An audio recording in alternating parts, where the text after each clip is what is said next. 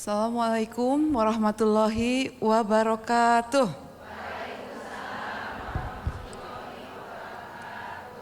Apa kabar bunda-bunda? Sehat bun? Alhamdulillah, Masya Allah, tabarakallah. Masih semangat ya bun, kita mengisi kajian kembali di sini untuk bertalabul ilmi bersama ya bun. Alhamdulillah, mudah-mudahan selalu sehat semua. Dan juga saudara-saudara yang mungkin gak ada kesempatan untuk bisa datang ke sini hari ini, sedang sakit atau sedang ada keperluan, mudah-mudahan Allah segera angkat sakitnya, diberikan kesehatan yang sempurna dan dimudahkan segala urusannya. Ya, sebelum dimulai mungkin bisa dirapikan dulu shelf-nya, kita ke depan Bu yang di belakang, silakan untuk mengisi dulu yang depan yang kosong. Mangga maju aja Ibu, nggak apa-apa. Nah, Masya Allah, Alhamdulillah. Terima kasih bunda-bunda.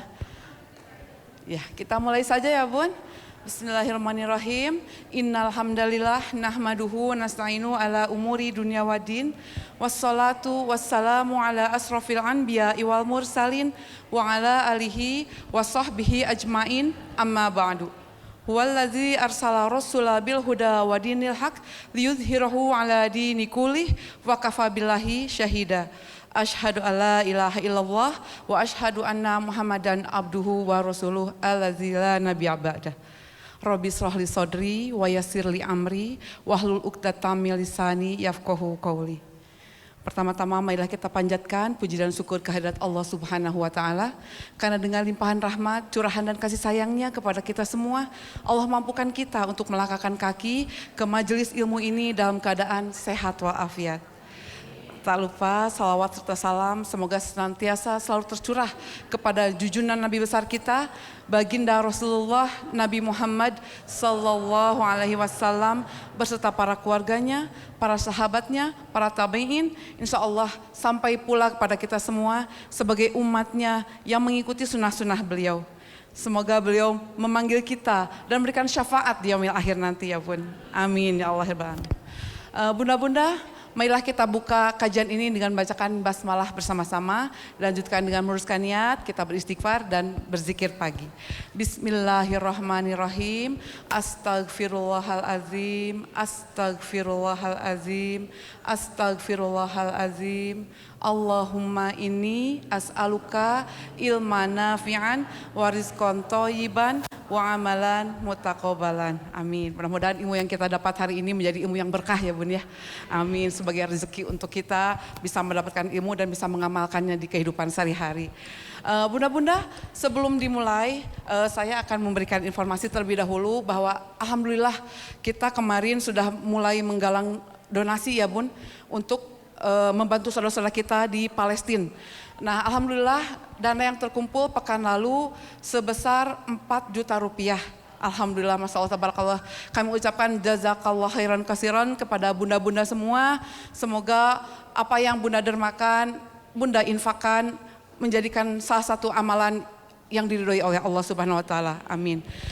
Dan insya Allah mungkin kita masih akan berlanjut donasi pengumpulan dana atau infak dari bunda-bunda untuk membantu saudara kita di Palestina. Mungkin sekitar 2 minggu lagi ke depan ya bun, minggu ini dan insya Allah pekan depan.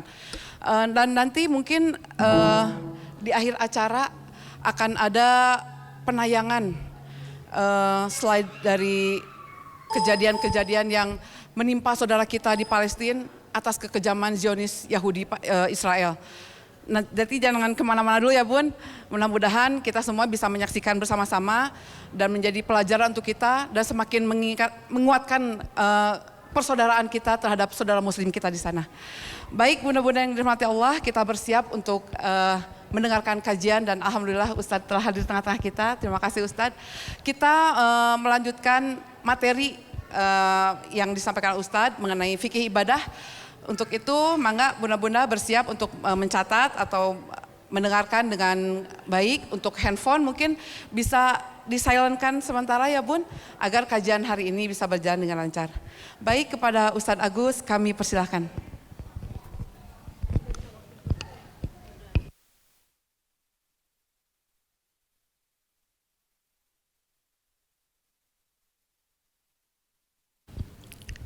Assalamualaikum warahmatullahi wabarakatuh. Innal hamdalillahi nahmaduhu wa nasta'inuhu wa nastaghfiruh wa na'udzu billahi min sururi anfusina wa sayyiati a'malina. May yahdihillahu fala mudhillalah wa may yudlil fala hadiyalah. Asyhadu an la ilaha illallah wa asyhadu anna Muhammadan abduhu wa rasuluhu alladzi la nabiyya ba'dah, amma ba'du. Rabbi shrah li sadri wa yassir li amri wahlul 'uqdatam min lisani yafqahu qawli. Raditu billahi rabba wa bil islami dina wa bi Muhammadin nabiyya wa rasula. Allahumma anfa'na bima 'allamtana wa 'allimna ma yanfa'una wa zidna ilman. Allahumma anjil mustad'afina minal mu'minina fi Palestin wa fi kulli makan. Allahumma ansuril mujahidina fi Palestina wa fi kulli makan. Allahumma ansuril musliminal mustad'afina fi Palestina wa fi kulli makan. Allahumma shdud wa ta'ataka min a'da'id din minal kafirin wad dhalimina fi Palestina wa fi kulli makan. Amin ya Allah ya rabbal alamin. Akhwati billah rahimakumullah. Senang sekali kita semua oleh Allah Subhanahu wa taala dipertemukan dalam satu majelis yang mudah-mudahan Allah Subhanahu wa taala senantiasa mencurahkan rahmat sebagaimana sabda Rasulullah sallallahu alaihi wasallam, majtama'a min qaumin fi buyutin min buyutillah.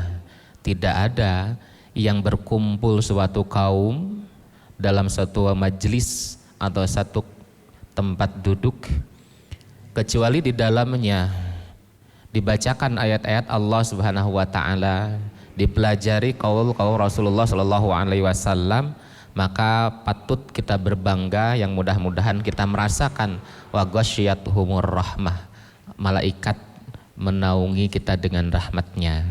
Mudah-mudahan kita semua memperolehnya. Akhwatibillah rahimakumullah, selawat serta salam mudah-mudahan selalu tercurah limpahkan kepada kekasih kita, Habibina wa Maulana wa Syafi'ana Muhammadin sallallahu alaihi wasallam. Kecintaan kita harus lebih besar kepadanya dibandingkan kepada pasangan. Kecintaan kita harus lebih besar dibandingkan kepada anak-anak. Jangan sampai kalah bun sama orang-orang Yahudi yang mengenali Rasulullah Muhammad sallallahu alaihi wasallam. Itu dalam Al-Qur'an diungkapkan dengan istilah ya'rifunahu kama ya'rifuna abna'ahum. Mereka mengenali sosok Muhammad Nabi akhir zaman itu lebih kenal dengan Nabi akhir zaman Muhammad dibandingkan dengan anak-anaknya. Kita tahu anak ke satu, anak kedua, karakternya, ciri-cirinya, nakalnya tahu. Ini orang Yahudi tahu Nabi Muhammad sallallahu alaihi wasallam, hanya saja mereka bukan untuk mengimani tapi untuk mengingkari. Nah, kita mudah-mudahan menjadi umatnya yang senantiasa berittiba sampai Allah Subhanahu wa taala membatasi kehidupan kita di alam dunia ini. Akhwatibillah rahimakumullah, hari ini sengaja tidak ada halakoh, tidak ada liko karena husnudon sama ibu-ibu. Surat Al-Fatihah mah tos di gayem lah gitunya, tos di luar kepala. Seperti halnya kita dalam beberapa praktek Al-Fatihah itu, kalau surat-surat yang lain bisa digonta-ganti, duhur Al-Ikhlas, kemudian asar Al-Ikhlas lagi bu, atau kita mah gunta-gentos, guntas-gentos bu, duhur Al-Ikhlas, asar Anas Al-Ikhlas deh. Al-Falaq gitu, gentas-gentas. Nah, Al-Fatihah itu tidak tergantikan. Malah apapun yang menjadi hasrat keinginan kita dekat dengan Allah dalam praktek, misalkan ruqyah ada Al-Fatihahnya. Dalam tabarruk misalkan beberapa aktivitas, kegiatan gitu. Baik memulai acara itu juga dengan Al-Fatihah, bibarakatil Al-Fatihah gitu. Nah, kalau kita sering mengungkapkan masa iya, kita tidak kenal, tidak tahu apa yang menjadi kehebatan surah Al-Fatihah. Karena Al-Fatihah ini khusus oleh Allah Subhanahu wa taala diturunkan hanya kepada Nabi Muhammad sallallahu alaihi wasallam. Khusus. Kalau ayat-ayat yang lain ada sisipannya, kalau ada ayat-ayat yang lain ada kesamaannya. Tapi surat Al-Fatihah itu hanya kepada umat Islam sebagai keistimewaan. Bun, yang kemarin sudah dipraktekkan yang iftitah. Nanti jangan sampai ketika ibu bunda-bunda sholat Allahu Akbar, Allahumma ba'id ya Allah jauhkanlah. Jangan, Bun. Cukup dengan Arabnya saja, karena bahasa itu tasawur. Tahu tasawur? Tasawur itu adalah kita mengucapkan lisan tapi imajinasi membayangkan. Maksudnya diikat. Hati juga mengantarkan rasa. Itu tasawur. Setiap bahasa apapun itu memiliki rasa ketika ada kedalaman keilmuan. Contoh lah gitu ya. Bu, ketika saya ucapkan kalimat atau kata ini dipahami benar atau tidak. Contoh, celom giriwil. Celom giriwil. Oh kan ngusup sudah gitu. Celom giriwil. Tidak usah di celom giriwil adalah ketika bapak-bapak mengalungkan usup kemudian lauknya nyangut. Jadi tidak usah. Tapi tahu ketika mengucapkan celom giriwil, oh ngusup. Bangenan bapak anak. Ngarui. Ibu pas mengucapkan ngarui pasti teh karuar teh minimal nama gitu. Ngarujak, ngarui. Itu pasti. Karena itu tasawur, ketika kita mengucapkan langsung terimajinasikan karasa. Malahan ketika ngarui itu ibu-ibu anu ngabayangkeun ganas, buah ngora gitu. Itu tasawur namanya. Itu keharusan dalam kita memahami bacaan, ucapan, terutama ketika memiliki maksud tertentu, itu harus memiliki tasawur. Nah, kita juga sama ketika salat harus memiliki tasawur ketika mengucapkan bait demi bait. Allahumma ba'id baini wa baina khotoyaya. Ya Allah, jauhkanlah antara aku dan dosa-dosa aku. Kama ba'adta bainal masyriqi wal maghrib. Sebagaimana engkau jauhkan antara timur dan barat. Gitu. Terbayang sekarang mah ketika sudah, dan itu pasti menambah kehusuan. Menambah kehusuan. Apalagi kalau kita menyadari bahwa kita itu tidak luput dari dosa. Allahumma naqqini minal khotoyaya kama yunaqqas taubul abyadu minad danas. Ya Allah, sucikan baini wa baina khotoyaya, antaraku dengan kesalahanku. Kama yunaqqas taubul abyadu minad danas. Apalagi ini ada perumpamaan, kama yunaqqas taubul, sebagaimana engkau sucikan ya Allah at-taub, membersihkan baju al-abyad. Kalau baju putih, Bu, paling senang beli pakaian yang putih atau yang gelap? Kanggo si bapak, kanggo barangkali nu gelap. Padahal Rasulullah Shallallahu Alaihi Wasallam dan para nabi menyukai baju putih. Tos ku sagala rupa deterjen paneta teh.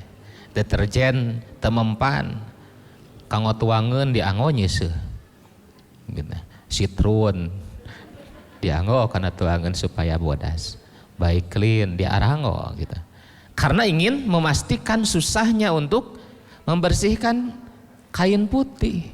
Maka Allah kita minta sekalipun susah ya Allah dengan kesalahan-kesalahan yang terus berulang abyadu minad danas, sebagaimana engkau sucikan kain putih kembali kepada putih semula. Allahumma gsilni ya Allah, kalau perlu dicuci, kalau bahasa ibu-ibu mah digiles. Allahumma gsilni ya Allah, kalau perlu digiles, giles. Gitu. Allahumma gsilni minal khatayaya. Nah, terus apapun yang menjadi alatnya bil ma'i wasalji wal barad, semuanya boleh ya Allah, silahkan. Itu kalimat-kalimat kalau kita sudah memahami setiap bacaan bait demi bait. Maka ingin saya kiranya mengantarkan ibu-ibu untuk memahami bahwa gini Bu, aspek terbesar untuk memperoleh kehusuan itu sebetulnya bukan latihan. Ibu ikuti latihan sholat husu, husu-husu atau tapi husu-husuan, karena dilatih. Coba kalau pelatihan sholat husu, pernah husu? Mungkin bukan salah latihannya, yang salah adalah ternyata masalah kita lebih besar dibandingkan latihan yang kita buat. Tidak ada yang efektif ketika kita ingin memiliki fokus kehusuan dilakukan dengan cara pelatihan. Contoh ibu di sekolah misalkan anak-anak ya, anak-anak di sekolah ada zikir pagi, zikir sore sebelum pulang. Kalau hari Sabtu, hari Minggu di rumahnya zikir pagi, zikir siang? Tidak. Itu pembiasaan. Itu pelatihan. Ternyata hanya sedikit sekali pengaruh pembiasaan untuk memperoleh karakter atau apalagi kehusuan, fokus kepada Allah Subhanahu wa taala. Yang mendongkrak hubungan kita dengan Allah Subhanahu wa taala husu, fokus satu yang paling efektif, yaitu ilmu. Semakin luas ilmu, semakin dalam ilmu, maka semakin kita juga memiliki perasaan yang dekat dengan Allah Subhanahu wa taala. Gitu. Salat yang kemarin sebelum tahu artinya dengan yang sudah tahu artinya, kedalaman ilmu kemudian semakin kita gali, maka kita semakin dekat dengan Allah Subhanahu wa taala. Gitu.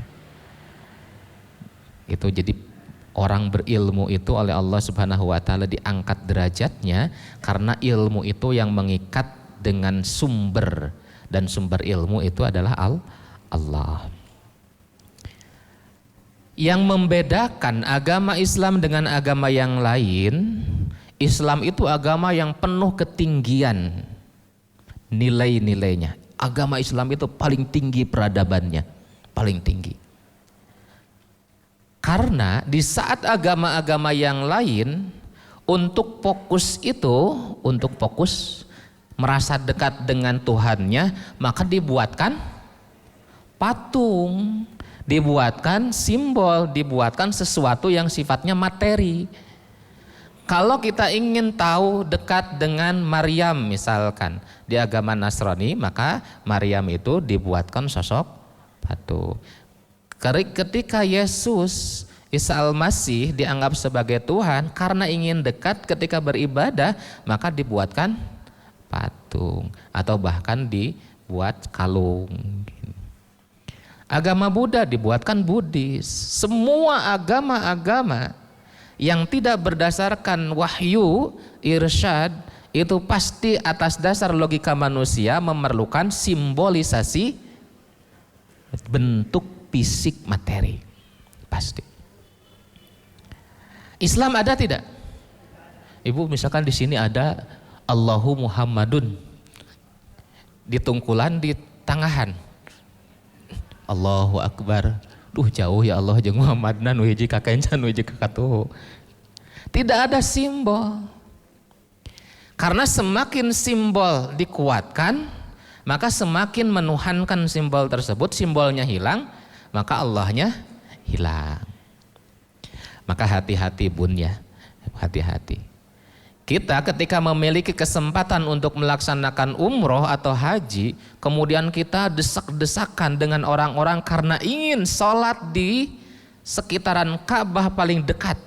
Apa yang menjadi niatnya? Karena menganggap Allah Subhanahu wa Ta'ala berada di depan, di sekitaran Ka'bah, atau apa? Maka hati-hati ketika menganggap sholat di depan Ka'bah, sampai kita berdesak-desakan dengan orang-orang bersusah payah, sampai mengorbankan tenaga, sampai terbawa arus karena ingin di titik dekat dengan Ka'bah. Apa perasaannya? Karena Allah merasa di sana. Maka ketika menganggap Allah ada di sana, itu lebih cenderung kepada kemusyrikan. Tapi kalau ada ilmu yang melatari, yang mendorongnya, dengan berdesak-desakan kita berikhtiar sampai ketemu dengan saf yang paling depan di depan Ka'bah, karena saf terdepan adalah saf yang paling utama, maka di situ ada pahala. Itu ilmu yang membedakan. Jadi tipis antara ilmu kemudian terjelebab kepada kemusyrikan atau kita mendapatkan keutamaan, itu ilmu. Maka Islam, sholat, ibadah-ibadah yang lainnya ditanamkannya dengan ilmu. Semakin dalam ilmu, semakin luas ilmu, maka Allah Subhanahu wa Ta'ala semakin dekat. Maka mudah-mudahan halaqah, ta'lim, terutama ibadah-ibadah yang kita rutinitas dilakukan bukan karena biasa, tapi karena ilmu yang menjadi dasarnya. Itu bun. Jadi insya Allah kita semua mengilmui sholat sebagaimana tema yang akan kita bahas, yang akan kita bersamai dalam hari-hari ke depannya. Bun, surat Al-Fatihah hafal ya? Di luar kepala, masih di Quran?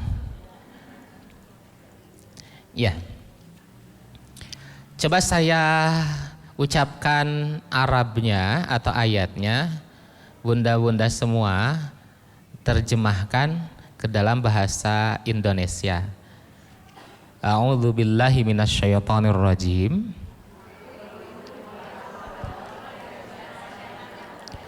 Bismillahirrahmanirrahim. Alhamdulillahi Rabbil alamina, Tuhan semesta alam. Ar-Rahmani Ar-Rahimi Maliki Yaumiddini Iyyaka na'budu wa iyyaka nasta'in. Ihdinas sirat alladzi yang gitu. Ihdinas siratal mustaqim siratal ladzina an'amta 'alaihim siratal ladzina an'amta 'alaihim ghairil maghdubi 'alaihim, kepada mereka, waladdallin.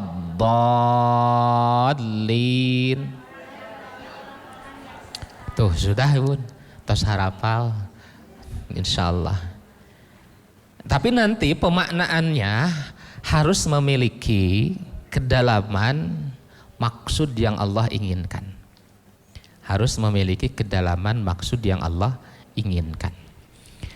Para ulama menyebutkan bahwa surah Al-Quran yang sebanyak 114 surat itu terangkum dalam Al-Fatihah. terangkum dalam Al-Fatihah. Malahan para ulama tasawuf menyebutkan Al-Fatihah itu gitu, dirangkum dalam ayat yang pertama, yaitu Bismillahirrahmanirrahim. Kerennya lagi para ulama kemudian berpikir, tapi jangan sampai diperdalam ibu-ibu. Bismillah itu adalah wakil atau kesimpulan dari Bismillahirrahmanirrahim. Disimpulkan lagi Bismillah itu ternyata dalam huruf ba. Ba disimpulkan lagi titik, tungtung nama karena sudah terlalu kecil, hoream sudah gitu menghafalkan oke. Karena tidak ada. Nah, Bun, Allah Subhanahu wa taala menurunkan Al-Fatihah itu disebut dengan istilah nama-nama yang lain, Ummul Quran, Ummul Kitab, Asy-Syafi, ada kisaran 70 nama, tidak kurang dari nama-nama Al-Fatihah, Ar-Ruqyah dan lain sebagainya. Itu sesuai dengan sifat-sifat yang dimiliki surah Al-Fatihah. Gitu.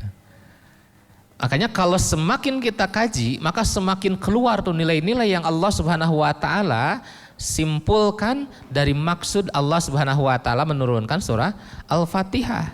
Nah, ketika Imam Syafi'i atau imam-imam yang lain menyimpulkan kenapa disebut surah itu adalah Ummul Quran, karena kandungan Al-Quran yang terdapat yang kita baca itu menyimpulkan 3 persoalan. Yang pertama, surah Al-Fatihah itu kandungannya adalah alhamd, pujian, sanjungan kita kepada Allah Subhanahu wa taala. Itu sebanyak 4 ayat. Bismillahirrahmanirrahim. Alhamdulillahirabbil alamin. Ar-Rahmanir-Rahim. Maliki yaumiddin. 4 ayat. Itu semuanya nama-nama Allah Subhanahu wa taala yang paling al-akbar, yang paling populer. Bismillah, Allah, Ar-Rahman, Ar-Rahim. Allah, Ar-Rahman, Ar-Rahim, kemudian Al-Malik. Itu nama-nama Allah Subhanahu wa taala yang paling mengenalkan dirinya. Bahkan kalau dalam kitab tauhid, misalkan ulama-ulama salafi menyebutkan bahwa tauhid uluhiyah, rububiyah dan asma wa sifat di sini dirangkumnya. Itu kalimat yang pertama. Nanti supaya kita tidak masuk terlalu dalam karena ada kajian khusus nanti bab tafsir, kita hanya memaknai secara selintas untuk kepentingan sholat saja. Nah, kemudian setelah 4 menyebut nama Allah Subhanahu wa taala, kita memujinya, kita loncat kepada ayat yang berikutnya, ayat kelima. Nah, ayat yang kelima itu ketika sudah kita merajuk, kita PDKT kepada Allah Subhanahu wa taala, harus ada nilai-nilai penyerahan, nilai-nilai komitmen yang dibangun. Gitu. Dalam hubungan kita interaksi manusia juga sama, PDKT, ngawanohan heula gitu ya, ngadehes dan lain sebagainya. Kemudian setelah itu kita janji apa yang kita inginkan, apa komitmen janji yang kita ucapkan. Nah, kalimat janji yang diikrarkan kita kepada Allah Subhanahu wa taala adalah kalimat inti dalam kehidupan kita dengan Allah Subhanahu wa taala, yaitu iyyaka na'budu wa iyyaka nasta'in. Ya Allah, katanya, saya berikrar, berjanji karena tahu betul dengan apa yang menjadi kemampuan, apa yang menjadi rahman, kasih sayang, dan apa yang menjadi kekuasaan Allah, maka dengan sejak detik ini saya mengikrarkan diri menjadi abid, menjadi hamba yang menyembah plus yang meminta pertolongan. Kenapa harus dua-duanya? Menyembah dan minta pertolongan. Tidak cukup untuk hanya menyembah saja? Ternyata Allah enggak menginginkan itu. Karena seseorang yang menyembah, kadang kita minta tolong kepada yang lain. Masih mending menyembah kepada Allah tapi minta tolong kepada yang lain. Yang lebih parah adalah ketika tidak menyembah kepada Allah, datang minta tolong kepada Allah. Nyembah kepada yang lain, minta tolong kepada Allah. Nah itu yang lebih parah. Makanya dua-duanya. Gitu. Nah setelah ikrar diri dengan abid, dengan perkara-perkara yang menyadari tentang kelemahan penghambaan kita semua, baru kita tutup dengan perkara-perkara yang keinginan Allah Subhanahu wa taala menguatkan apa yang menjadi maksud. Maka minta dengan doa yaitu ihdinas siratal mustaqim.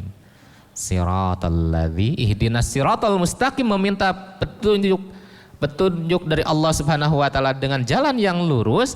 Maka kita definisikan jalan yang lurus itu adalah satu, ya Allah siratal ladzina an'amta 'alaihim, adalah jalan yang ini.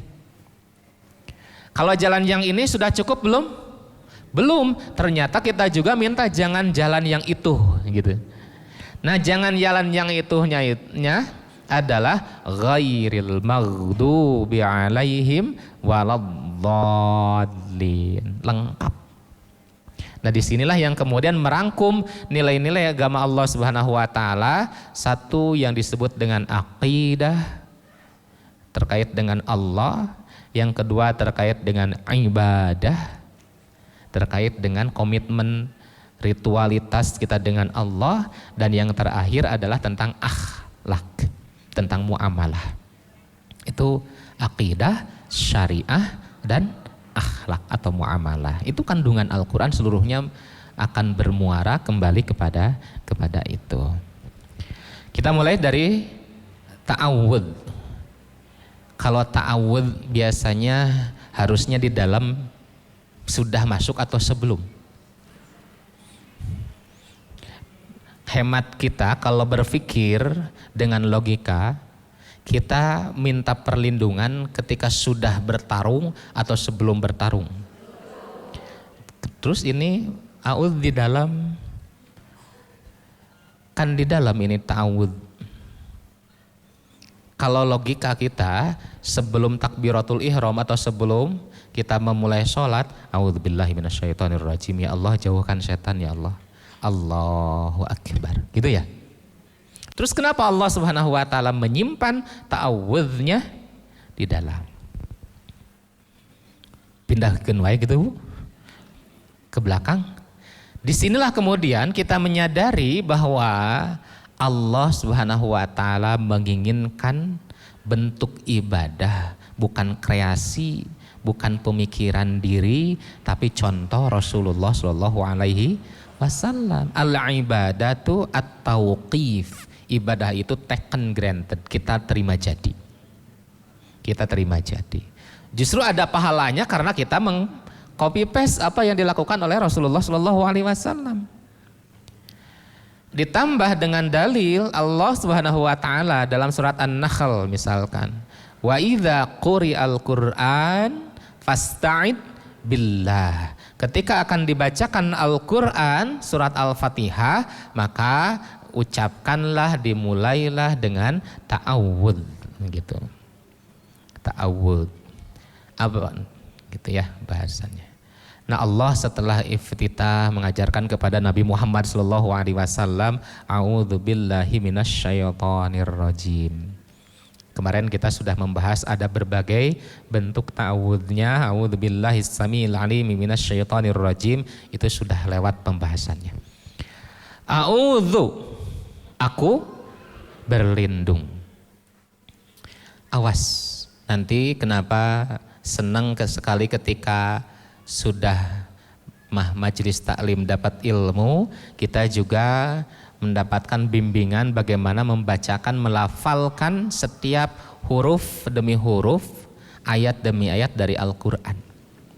Karena nanti mengucapkan huruf ketika salah akan salah makna. A'udzubillah itu pakai za titik atau a'udzu?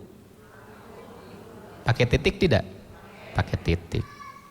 Karena kalau tidak pakai titik, a'udzu itu aku kembali. Aku kembali kepada Allah. Artinya kita meninggal. A'udzu. Makanya nanti kalau ada salah satu kajian tentang kemiripan-kemiripan huruf, tapi kemudian bisa salah makna 180 derajat, itu karena salah pengucapan. Husnul khatimah atau husnul khatimah. Ini kalimatnya beda ha dengan kha. Kalau dengan husnul itu baik, akhir yang baik. Tapi kalau pakai kha itu akhir yang buruk. Nah itu harus betul-betul. Na'udzu, saya kembali kepada Allah. Saya berlindung kepada Allah. Saya berlindung kepada Allah minasyaitani, dari setan. Nah di sini ada yang hilang, dari godaan, dari bisikan, dari gelinciran setan ar-rajim yang terkutuk. Kenapa kita harus minta tolong kepada Allah? Kenapa kita harus minta tolong kepada Allah? Karena kita lemah atau karena setan kuat? Inna kaida syaitanu dha'ifa. Godaan setan itu lemah. Kita yang lemah atau setan yang kuat? Kita yang lemah dengan setan yang kuat. Godaan setan itu lemah. Atau kitanya yang lebih lemah dari setan? Sim kuring nuju ngobrol sarang rencangan sohib-sohib. Ada yang sudah ta'addud jauzat, ada yang poligami dan lain sebagainya. Biasanya kalau laki-laki itu selalu mengatakan, kawani gitu ya. Susis suami takut istri. Saya sejak saat itu marah. Saya dengerin semuanya. Camkan, saya tidak punya rasa takut sedikit pun dengan istri. Gitu. Hanya istri saya lebih galak dari saya. Gitu. Jadi itu aya suami nu sieun ku istri, aya oge istrina nu lebih galak. Gitu. Nah ternyata ini juga sama. Kita dikasih tahu oleh Allah Subhanahu wa taala, inna kaida syaitanu dha'ifa. Setan itu lemah. Yang bisa digoda sama yang lemah berarti orang yang lebih lemah.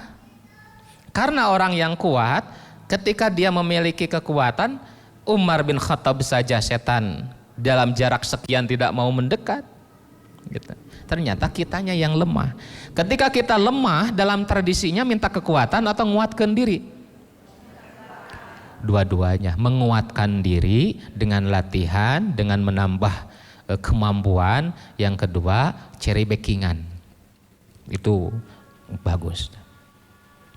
Hanya lawan kita itu Bu, nggak fair, curang, licik. Kebayang nggak Bu? Lawan kita itu setan liciknya bukan main. Kita bisa lihat setan? Setan lihat kita. Itu sama kayak kita berkelahi, nu satu di pengpenan, nu hiji nonyokan. Licik deh, licik. Aya nek nonyok kamana karepan gitu. Nu toel belah dia malik deh. Nah itu setan. Kita tidak bisa melihat setan, setan bisa melihat kita. Itu curang.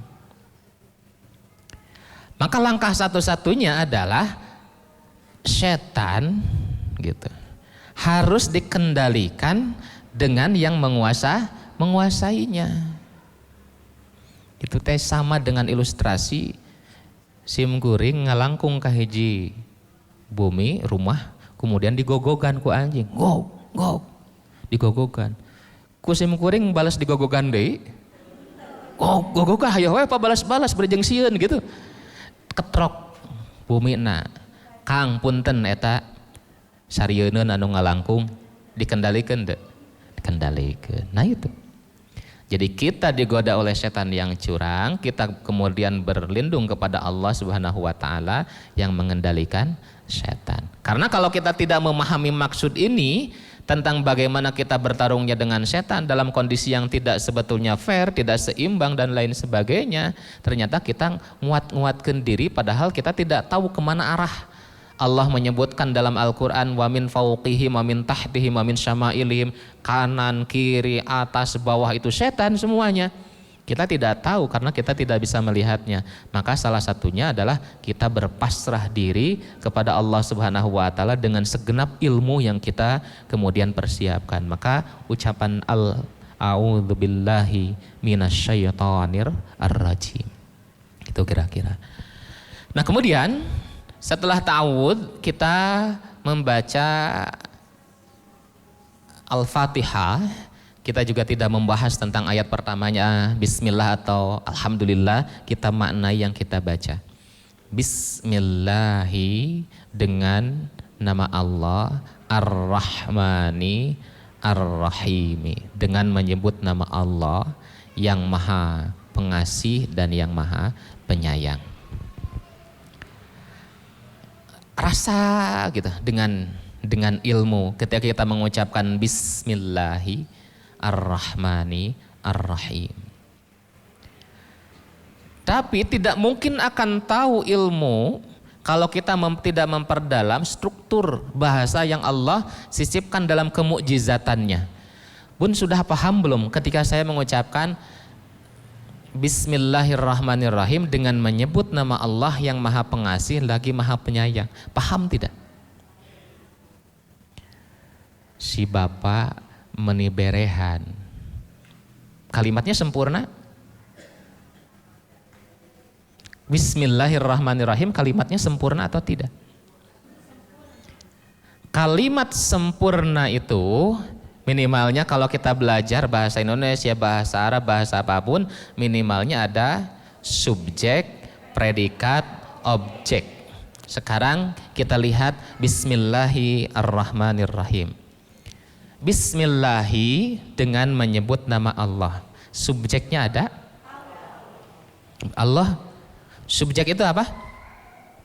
Pelaku. Ada enggak? Yang menyebut nama Allah siapa? Allah berarti bukan subjek, objek. Ada? Predikatnya ada? Apa predikatnya? Bismi, menyebut itu bismi subjek predikatnya?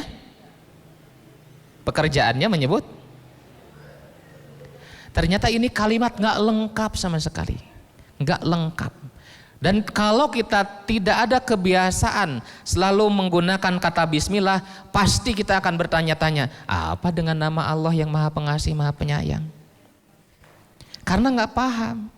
Itu karena kita biasa mengucapkan saja, kemudian kita mengetahui bahwa maknanya, oh setiap kita mengawali sesuatu dengan bismillah. Disinilah kita akan memahami hadis Rasulullah SAW yang menyebutkan, ketika kita mengawali satu pekerjaan, gitu, kemudian lam yabda, tidak mengawalinya dengan bismillah, fahuwa abtar, maka dia terputus, udah nggak ada nilainya, nggak ada pahalanya sama sekali kalau kita tidak mengucapkan bismillah. Makanya dalam Islam itu pakai sendal mengawali dengan yang kanan, melangkah dengan yang kanan, kemudian samillah mengucapkan bismillah, semuanya diawali dengan bismillah, padahal kalimatnya tidak lengkap. Berarti bismillah ini akan berfungsi ijaz dari Allah Subhanahu wa taala ketika mengiringi satu pekerjaan, dan kalimat subjek dan predikatnya adalah pekerjaan yang kita lakukan.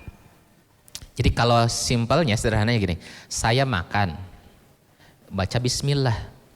Maka saya makan itu akal tu, saya makan, subjeknya adalah saya, predikatnya adalah makan. Akal tu, saya makan dengan nama Allah yang maha pengasih lagi maha penyayang. Saya membaca Al-Quran, qara'tu, subjek predikat, bismillahirrahmanirrahim. Jadi yang melengkapi bismillah itu adalah apa yang menjadi amal kita. Di sini juga sama, Bismillahirrahmanirrahim. Berarti shallaitu Bismillahirrahmanirrahim. Saya sholat dengan asmamu ya Allah, Ar-Rahman Ar-Rahim. Kebayang kita bismillah, bismillah, tapi tidak paham bahwa yang mengantarkan dengan menyebut asma Allah itu adalah yang jadi jaminannya adalah pekerjaan kita. Gitu. Yang menjadi jaminan ini adalah atas nama Allah Subhanahu wa taala yang Maha Pengasih lagi Maha Penyayang adalah pekerjaan kita, gitu Bun. Maka betapa dahsyatnya ketika kita sudah menjadi kebiasaan, ada satu yang menjadi keputusan berat untuk memilih. Terus ibu kira-kira untuk memilih sesuatu bilangnya apa? Orang bismillahan we, gitu. Bismillahan we. Ini juga ke majelis talim kita awali acara ini dengan supaya apa yang menjadi amal dalam majelis itu adalah bismillah, tidak melibatkan nama-nama yang lain, karena Allah nanti yang akan mencucurkan rahmatnya dan Allah Subhanahu wa taala mengucurkan rahimnya. Itu bismillah. Maka kalau tahu bismillah itu, betapa dahsyatnya ketika kita mengamalkan sesuatu dan tidak boleh mengabaikan atau tidak boleh kemudian meninggalkan bismillah supaya ada nilai pahalanya. Maka pantas abtar. Kalau tidak pakai bismillah abtar. Yang membedakan amalan-amalan biasa antara orang yang beriman, orang yang tidak beriman, antara orang yang pakai ilmu dengan yang tidak pakai ilmu, bahkan yang muslim dengan non-muslim adalah ketika melibatkan Allah atau sama sekali Allah Subhanahu wa taala tidak dilibatkan. Itu bismillah kuncinya. Itu bismillah. Semua amalan orang muslim itu semuanya khatamnya, jaminannya, takhtimnya, stempelnya adalah bismillah. Ketika bismillah itu maka minallahi, titik pemberangkatannya adalah Allah, yang mengiringinya, yang mengawasinya adalah Allah, yang menjadi pemutus apa yang menjadi kebaikan diterima atau tidaknya adalah Allah. Minallahi ma'allahi ilallahi, bersama Allah, dari Allah dan kepada Allah Subhanahu wa taala. Bahaya kalau kita tidak memahami bismillah ini. Oh, ternyata bismillah itu yang menjadi pelengkapnya adalah apa yang kita perbuat, yang kita lakukan. Karena ini mah hanya keterangan saja. Bismillahi, dengan nama Allah Subhanahu wa taala. Itu bismillah. Ustaz, nahasna dengan nama Allah, kenapa tidak dengan zatnya? Apakah nama itu sepenting itu? Apalah artinya? Apakah penting nama itu? Ini ya, tadi yang dijelaskan, kalimat tidak sempurna ketika tidak ada SPO, ternyata penjelasannya. Sempurnanya bismillah ketika mengiringi kenapa dengan asma, tidak dengan zatnya? Jawabannya apa, Bun? Nama itu adalah yang mengabadikan suatu zat. Soekarno-Hatta, bagaimana mengabadikannya? Di anggo jalan di ngawitan mana eta teh bunderan dugi ka Cibiru. Soekarno-Hatta. Itu dengan nama. Biasanya orang akan mengabadikan lebih baik dengan nama diingat atau menyimbolkan. Menamai. Karena kalau dengan simbol nanti suatu saat hilang dan tidak tahu namanya. Pernah ingat foto, ini teh foto teh saha? Padahal di rumah teh turun temurun, tara diturun-turunkeun. Karena yang dipajang adalah simbol, tapi tidak dikenalkan dengan nama. Oh, ini teh Abdul Qadir Jailani. Nah, foto teh ya di dia wae. Misalkan gitu. Oh, ini teh ada berjajar foto-foto sunan-sunan. bisa dipastikan kalau tidak ada namanya ya sunan saha, sunan saha, sunan saha? Enggak. Karena yang mengabadikan seseorang itu adalah nama.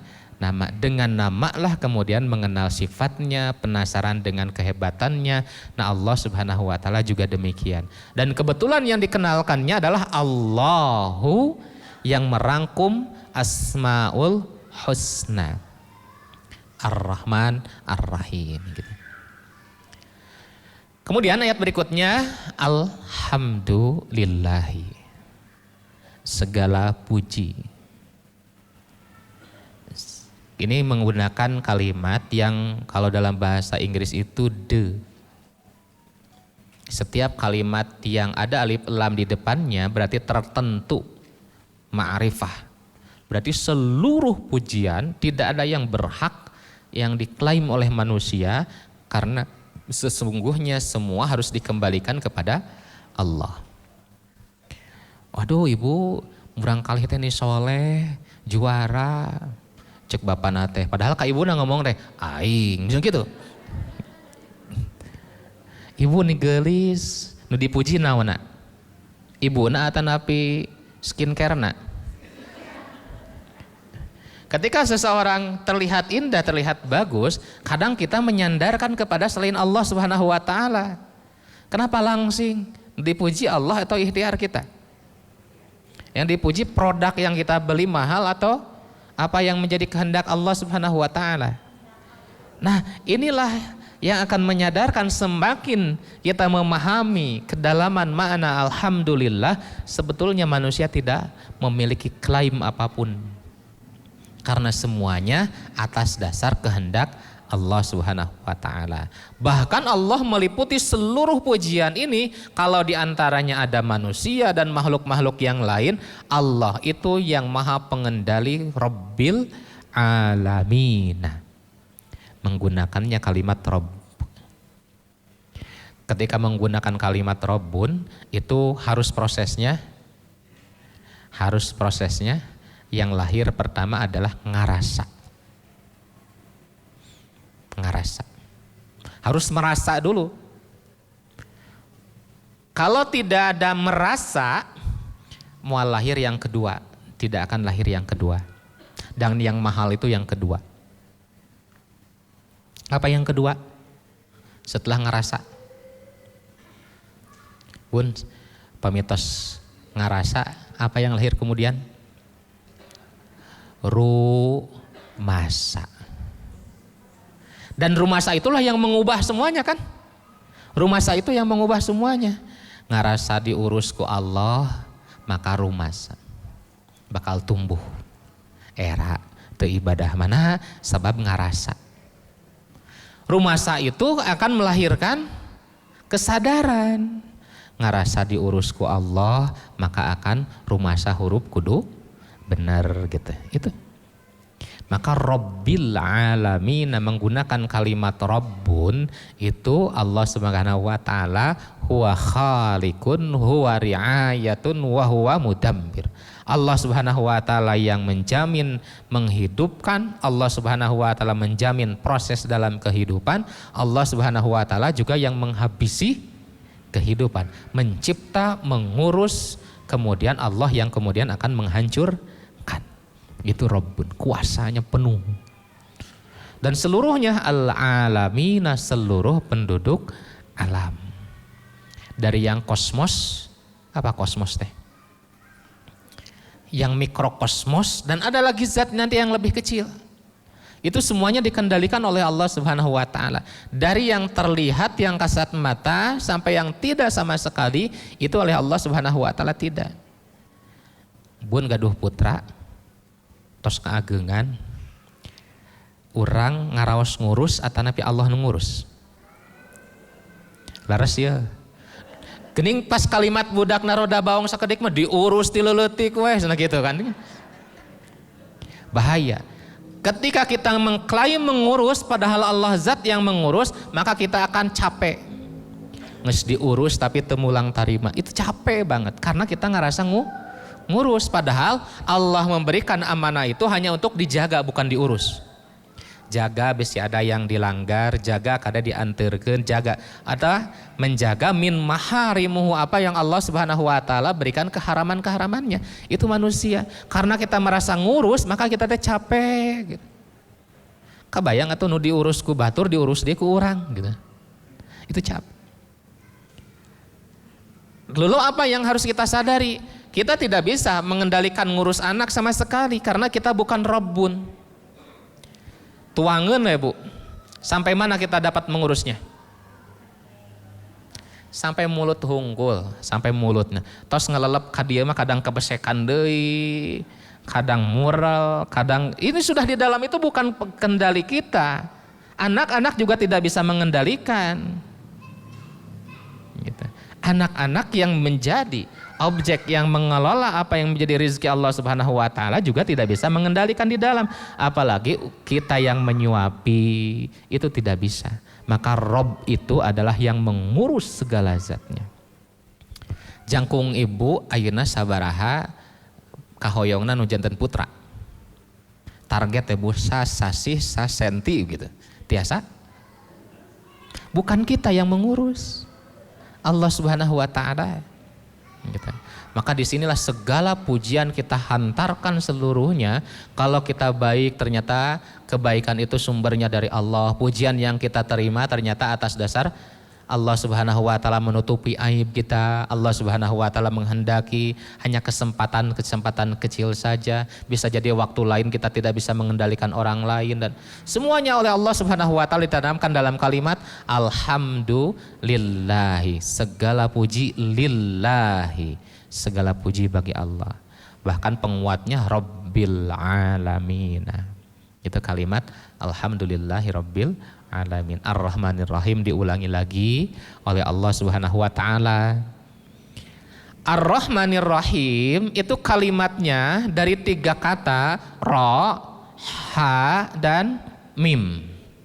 Tapi yang satu jadi Rahman, yang satu jadi Rahim. Kenapa diterjemahkan jadi berbeda?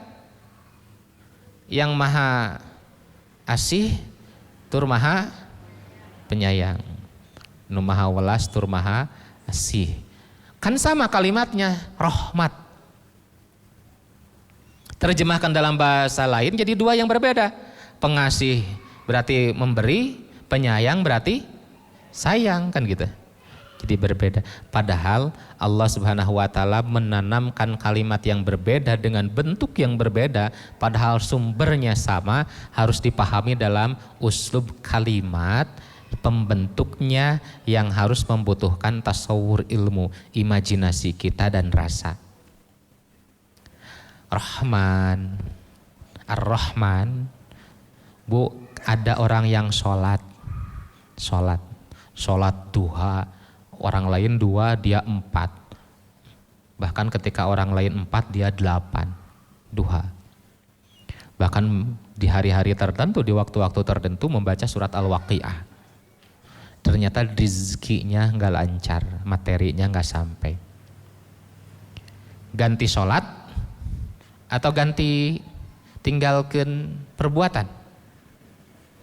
Yang salah itu amalannya atau perbuatan kita? Ternyata ada juga orang yang nggak sholat, bahkan nggak duha sama sekali, rezekinya nomplok, lancar. Terus yang itu ngobrol, batur wae teh sholat geuning lancar rezekina, cing urang cobaan deui nama tinggalkeun sholatna. Yang ini juga nyinyir, ente mah ngaji di jalanan, sholat di keureuy, tapi hirup parobahan. Ternyata Bun, tidak ada korelasinya yang secara pasti bahwa ibadah kita, sholat kita yang akan menjamin rezeki itu sampai. Karena bukan kalkulasi. Atau gitu mah orang yang paling banyak sholatnya orang yang paling kaya. Orang yang tara sholat harusnya paling miskin. Gak ada kesimpulan itu. Ibadah itu ya kita mendekatkan diri kepada Allah Subhanahu wa taala sebagai rasa syukur. Kalau kalkulasi hitung-hitungan cash dengan Allah Subhanahu wa taala seperti itu, kita gak akan puas dengan agama. Maka kalimat Ar-Rahman harus memahamkan kita semua bahwa Ar-Rahman Rahimud Dunya. Rahman itu adalah kasih sayang Allah Subhanahu wa taala kepada seluruh makhluknya yang Allah hidupkan selama ada di dunia. Baik dia tumbuh-tumbuhan, Allah kasih rezekinya. Allah juga kasih kepada hewan, Allah juga kasih kepada manusia. Manusia ada yang kafir, ada yang mukmin, tidak beragama, bahkan menentang Allah Subhanahu wa taala. Allah berikan rezeki seluruhnya. Bahkan dalam satu kisah disebutkan, Nabi Ibrahim itu didatangi oleh seorang fajir, orang yang berdosa. Orang yang berdosa itu meminta rezeki atau meminta sesuatu, tapi dia tukang berdosa. Kata Nabi Ibrahim, dia ditolak. Engkau itu tidak pernah aku lihat menjadi hamba yang taat, maka jangan pernah mendekatiku. Gitu. Dia nyahakan. Kemudian Nabi Ibrahim ditegur oleh Allah Subhanahu wa taala. Nabi Ibrahim berapa kali dia minta rizki, minta belas kasihan? Sekali. Nabi Ibrahim menyebutkan bahwa sekali meminta rizki. Dengan alasan apa? Karena dia bukan hamba yang taat. Dengan alasan tidak taat engkau menahan rizki sampai kepada orang itu, padahal Allah menyebutkan dia bertahun-tahun ingkar, bahkan berdosa, bahkan mengkufuri Allah Subhanahu wa taala, Allah masih tetap menjamin rizkinya. Gitu. Nah itu Rahman. Allah memberikan kepada siapa saja. Bahkan orang-orang yang bermaksiat dengan berzinahan makin populer, makin bangga dengan kemaksiatannya. Allah jamin terus jadi populer. Pundi-pundi rupiah semakin dibuka auratnya semakin datang. Endorsement makin datang untuk menjadi bintang iklan, semuanya datang. Duh beriki mah mending duha, mending buka auratnya. Kan gitu. Ternyata Rahman itu adalah karena Allah menciptakan, Allah sebagai Rabb, Allah jamin seluruhnya.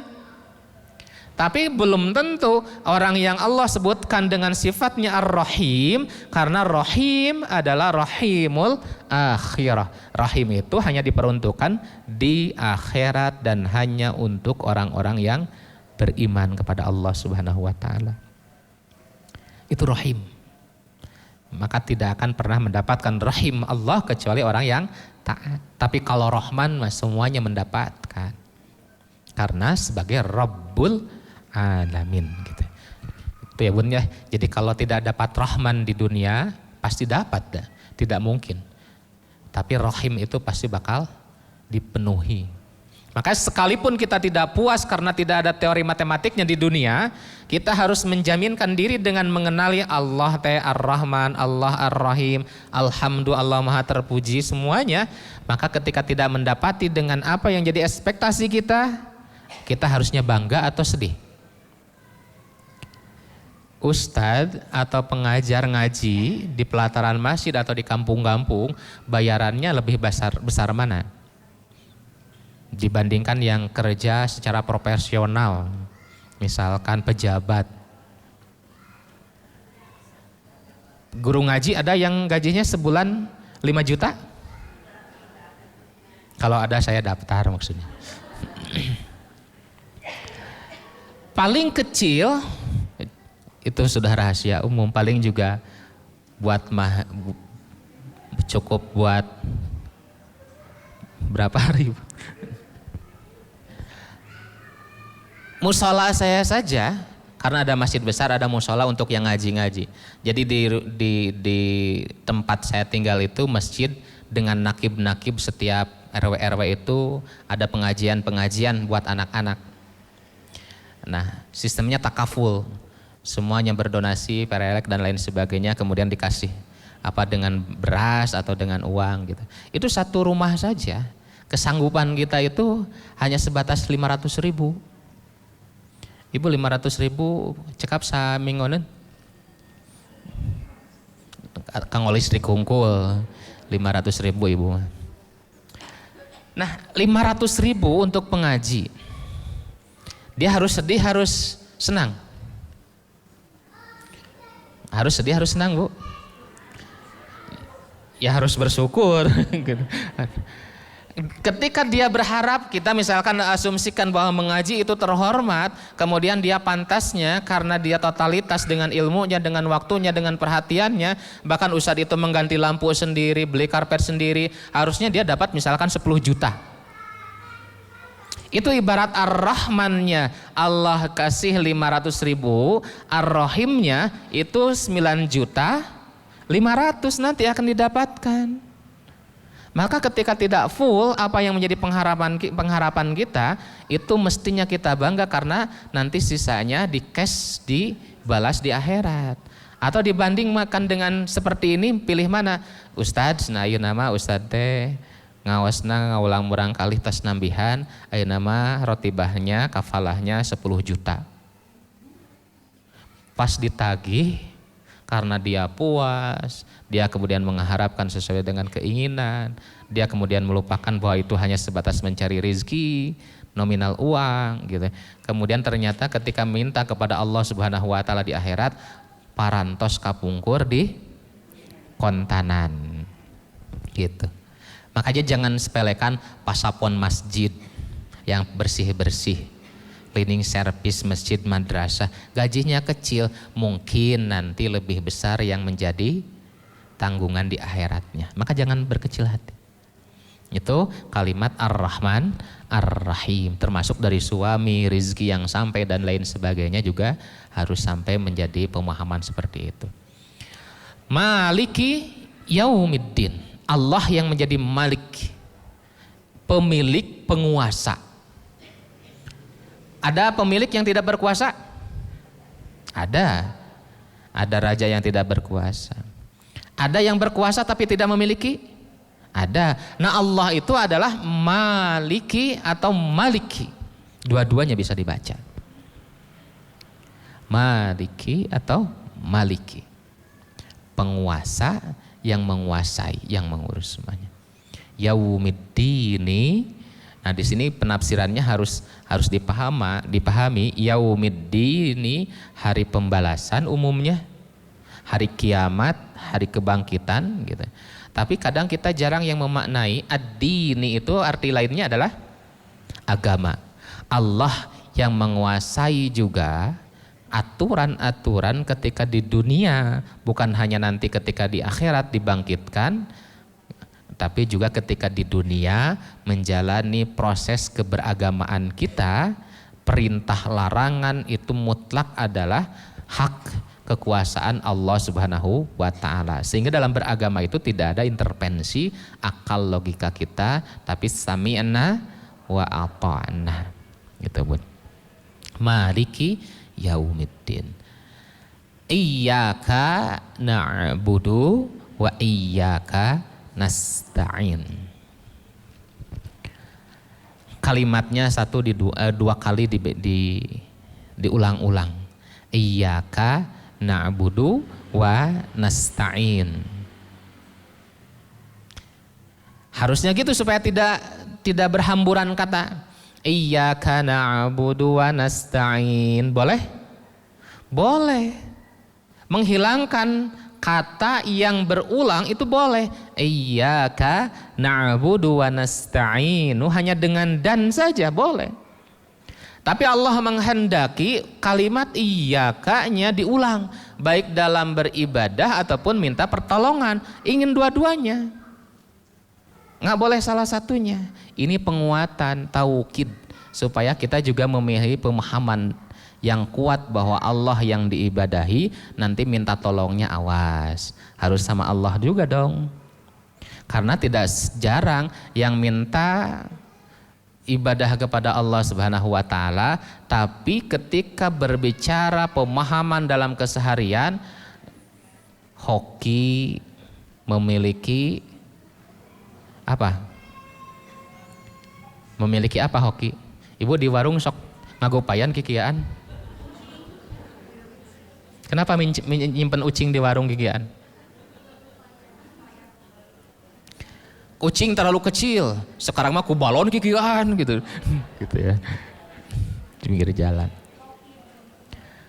Atau ketika memelihara hewan-hewan tertentu,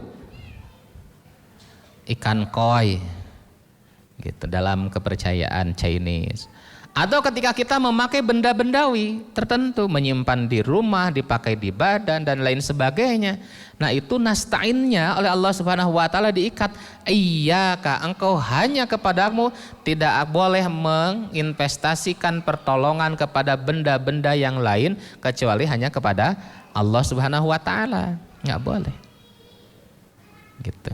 Tidak boleh, Bu. Gara-gara nyakuan ieu, Bun. Gara-gara nyakuan kenteng batu jadi weh kuat dugi ka bumi padahal tadi teh tos mules gitu. Asok begitu kapungkur. Naon pangaruhna kenteng sareng nahan sugesti eta gitu. Dia minta tolong karena ieu teh kata diingu ieu teh batu ieu saesna gitu.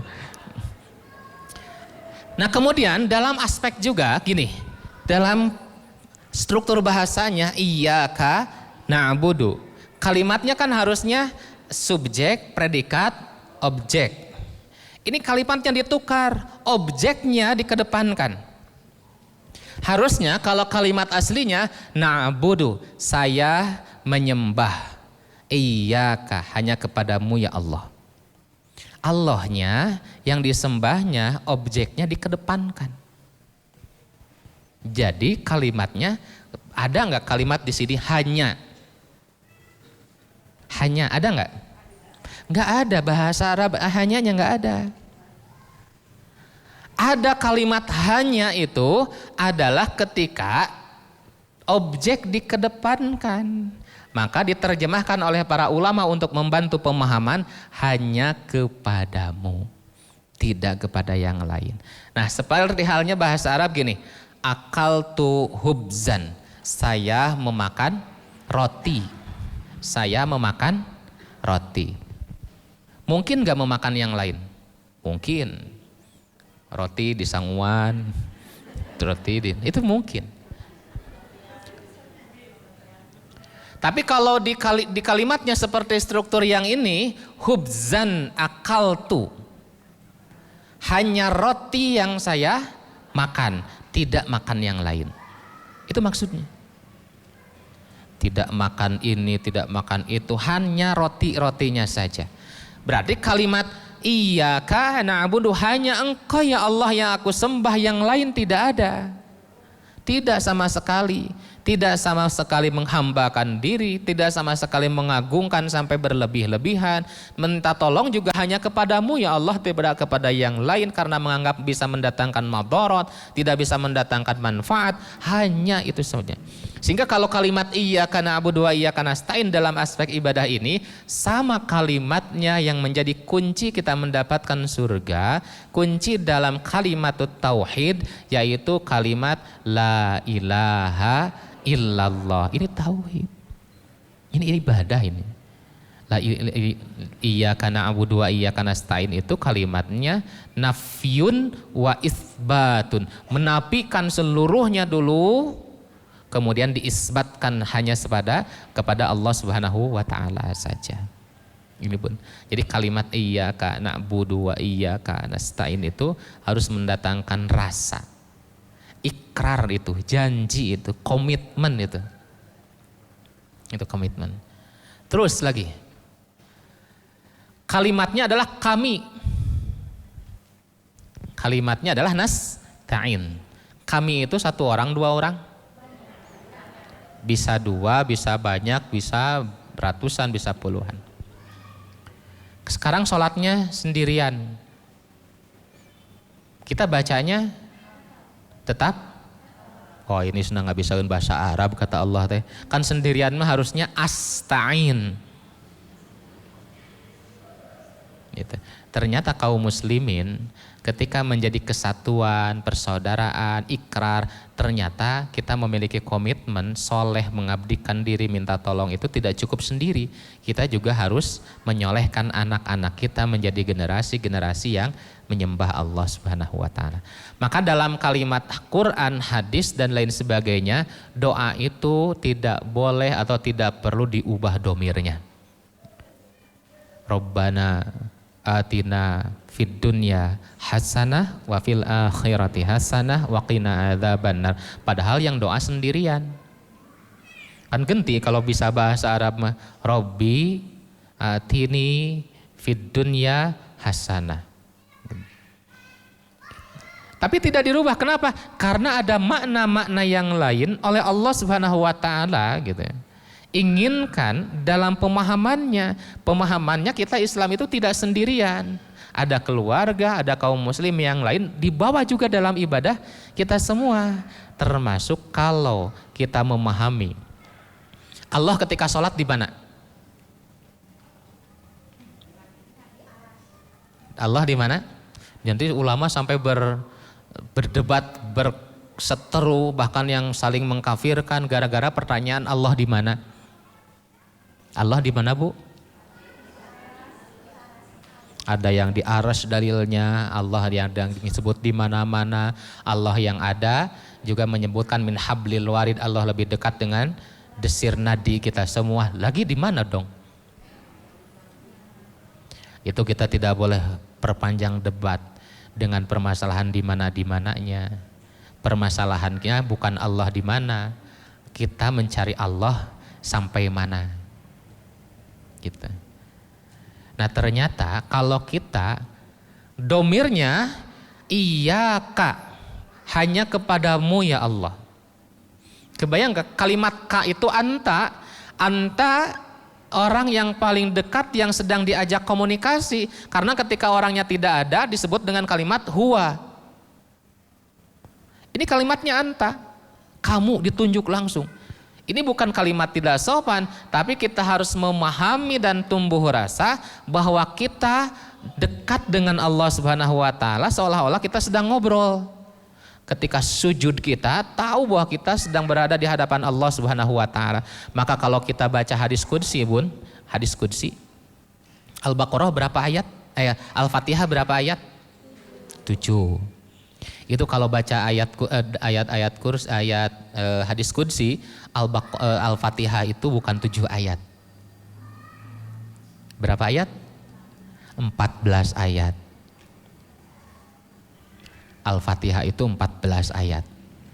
Ustaz, hilang dong 7? Enggak hilang. 7-nya tidak diturunkan kepada Rasulullah, tidak diajarkan kepada kita semua. Allah simpan ketika manusia membacanya, kemudian Allah berkomunikasi secara tiktokan. Allah berkomunikasi secara dakwah.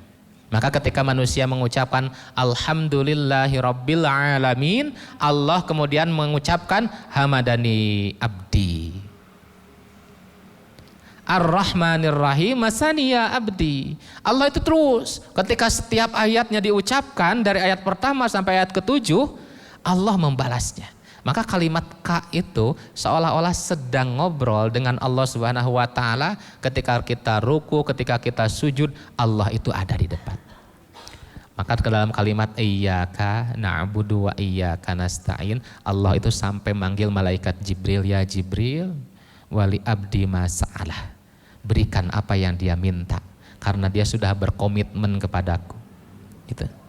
Itu kalimatnya. Jadi kalau kita tidak paham tentang surat Al-Fatihah 7 ayat yang sisanya sama Allah Subhanahu wa taala untuk jadi bahan perkomunikasi hambanya dalam sholat ataupun di luar sholat, kayaknya kita buru-buru dalam surat Al-Fatihah. Kasih jeda ketika baca surat Al-Fatihah, Allah akan membahas. Kita lebih senang cepat-cepat. Bismillahirrahmanirrahim. Alhamdulillahirabbil alamin arrahmanirrahim. Sekalah tekela atuh teu can diwaler gitu. Can gak dibalas tos buru-buru nah gitu.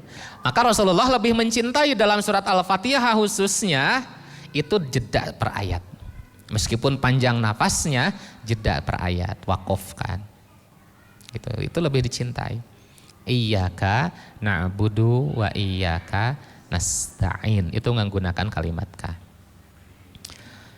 Ihdinas siratal mustaqim, ya Allah tunjukkanlah kepada kami as-sirat, jalan al-mustaqim, jalan yang lurus. Jalan yang lurus itu yang tanpa hambatan.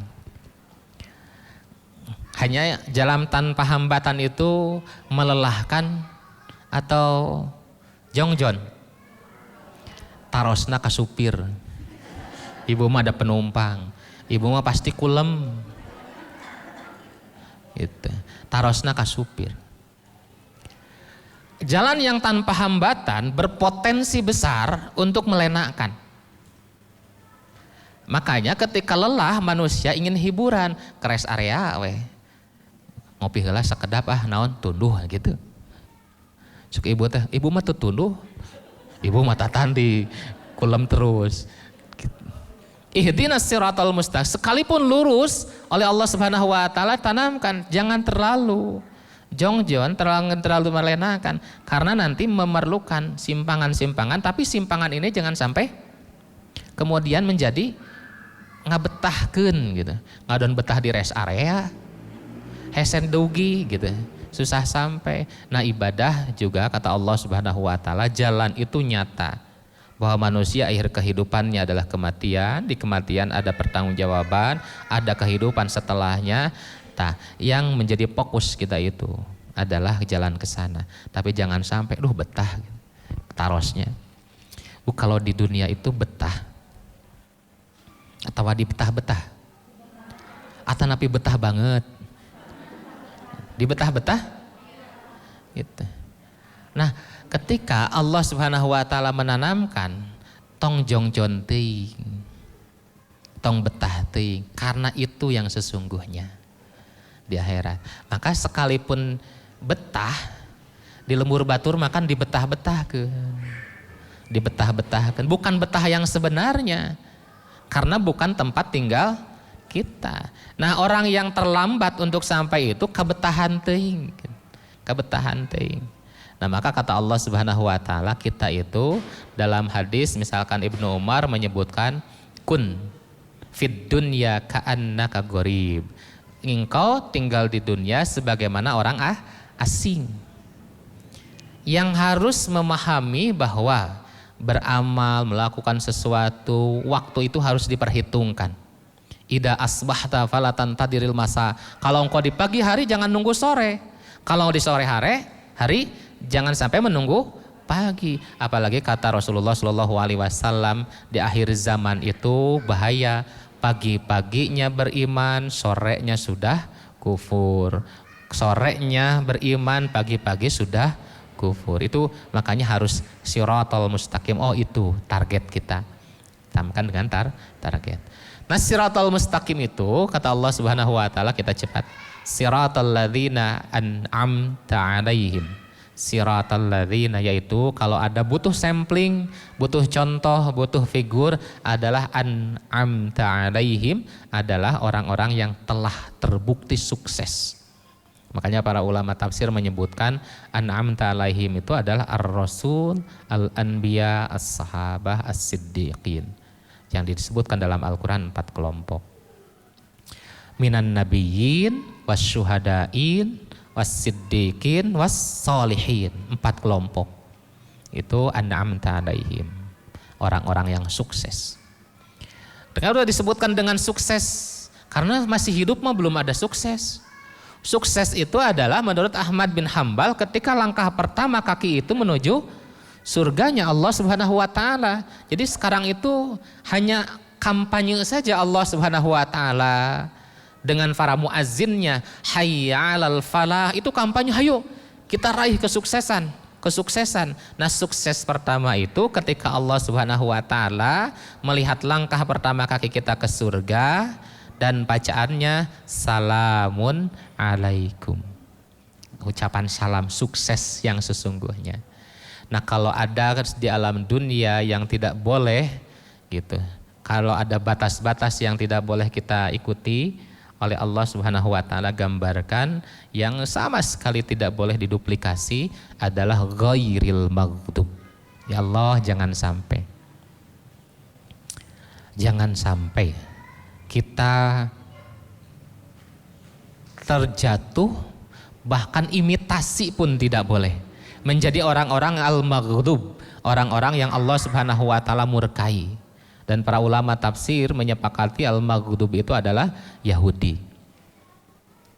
Pun seneng, bangga atau enggak mau, asa terhina kalau sama orang lain si bu eta mah siga Yahudi.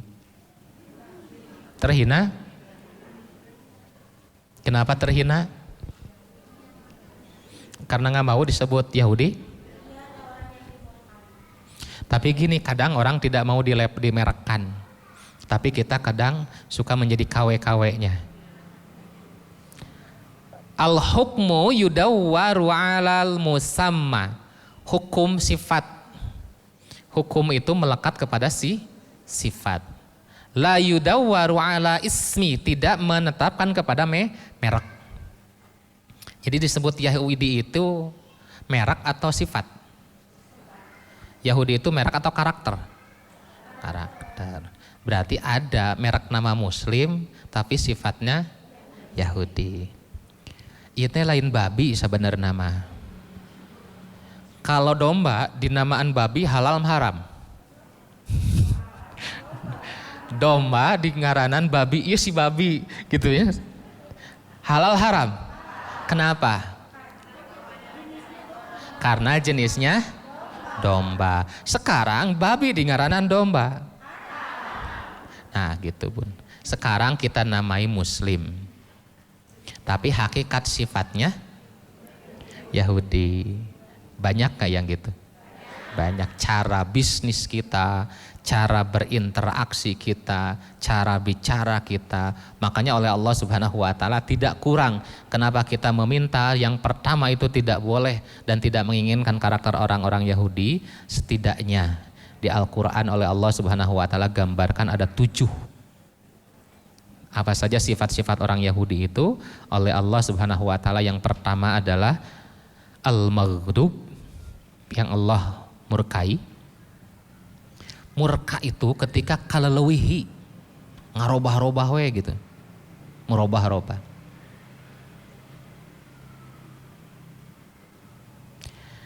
Al-maghdub karena Allah Subhanahu wa taala murka kepada mereka. Jadi kalimatnya nurus tunjung deui gitu kata Allah banyaknya. Yang kedua, sifat-sifat orang Yahudi oleh Allah Subhanahu wa taala sebutkan dengan istilah mu'ridun.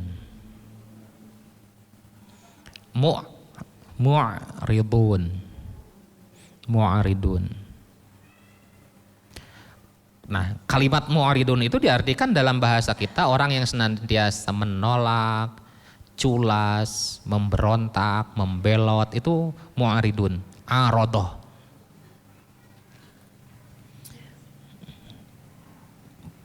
Culas, pembelot, pengkhianat, mu'aridun.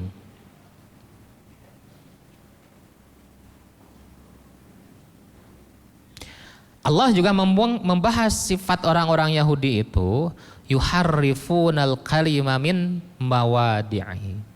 Yuharrifunal kalima mim ba'di mawadhi'ihi. Dia sukanya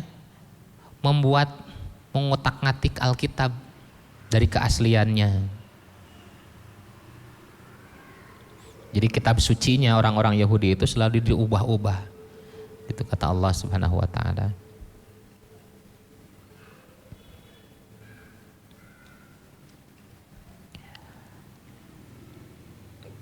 Kemudian Allah juga sebutkan sifat orang-orang Yahudi, yakfuruna bi ayatillahi. Dia selalu mengingkari wahyu. Yakfuruna bi ayatillah, mengingkari ayat-ayat Allah Subhanahu wa taala. Kepada siapapun nabinya, terutama Nabi Isa alaihissalam, termasuk terakhir yang dibantah Nabi Isa alaihissalam, dikejar-kejar untuk dibunuh, dan terakhir puncak kemurkaannya adalah kepada Nabi Muhammad SAW. Maka disebut yakfuruna bi ayatillah, tanda-tanda nubuah, tanda wakil kenabian, tanda apapun oleh orang-orang Yahudi ini. Kemudian bahkan makar yang dibuatnya orang-orang Yahudi itu adalah yaqtulunal anbiya bighairi haqqin. Makarnya adalah dia hobinya kalau ada kesempatan nabinya dibunuh. Makanya ada nabi-nabi, ada sekitar 3 nabi yang dibunuh oleh Bani Israel, termasuk Yahya. Kalau kita makan benci ya benci saja, tapi tidak perlu untuk mengetahui sebagai nabi dan tidak bisa membantah. Bahkan di sewaktu-waktu dia akan tega juga untuk membunuh nabinya. Maka kalau sekarang Bun membunuh orang Palestina, anak-anak, bayi-bayi, jangan mengharapkan belas kasihan dari mereka. Nabinya sendiri utusan Allah Subhanahu wa taala yang memberikan jaminan kepada mereka dibunuh. Gitu. Itu orang Yahudi, nabi saja dibunuh, apalagi kita yang bukan nabi gitu. Kemudian Allah Subhanahu wa taala juga menyebutkan karakter dzalika bima sawwakanu ya'tadun. Dzalika bima asaw itu orang yang saw. Wa kanu ya'tadun, Allah Subhanahu wa taala menyebutkan mereka adalah pengumbar yang senantiasa mengobarkan kedurhakaannya. Jadi sifat mereka melampaui batas, sifat mereka untuk mengobarkan permusuhan, itu tuh menjadi sebuah kebanggaan. Itu orang Yahudi kabima sawwakanu ya'tadun. Jadi tindakan kerusakan yang mereka lakukan itu kalau diketahui orang lain itu sama kayak orang yang sakit mental. Semakin dia ditonton oleh orang lain, semakin dia kemudian dihujat oleh orang lain, dia itu jadi ngahajakeun, ada kesenangan tersendiri. Biadzi kalimah asaw wa kanu ya'tadun. Dan yang terakhir kata Allah Subhanahu wa taala, dia itu tidak akan berusak di tempatnya, di rumahnya. Disebutkan tufsiduna fil ard, merusak di muka bumi. Jadi ngacak-ngacak lembur rumah parabot batur teh oleh Allah Subhanahu wa taala disebutkan menjadi karakter orang-orang Yahudi. Maka khatibillah rahimakumullah, betapa Allah Subhanahu wa taala memberikan batas-batas. Kita tidak boleh seperti orang yang maghdub karena di Al-Qur'an itu nyata. Meskipun Allah Subhanahu wa taala kemudian dengan proses memberikan ini, ditawar ini, memberikan ini terus saja. Gitu. Orang-orang Yahudi itu. Yang terakhir adalah walad dhalin, bukan orang-orang Nasrani. Nah, orang Nasrani itu adalah orang-orang yang ifrat, yang kalau bahasa kita mah berlebih-lebihan. Kalau lebih-lebihan itu jadi tidak pas, jadi salah. Amis teuing hiung, asin kasep gelis. Nah teuing teh udah nggak bisa kita terima. Ada orang anak seneng nggak Bu merewe ka batur teh gitu, mane mah bager. Nah gitulah. Nah orang Yahudi itu adalah yang itu oleh Allah Subhanahu wa taala gambarkan melampaui batas. Harusnya ibadah teh sampai sini. Nah dia lampaui batasnya, menganggap bahwa kehebatan, kesolehan Nabi Isa dianggap menjadi Tuhan. Nah itu berlebihan.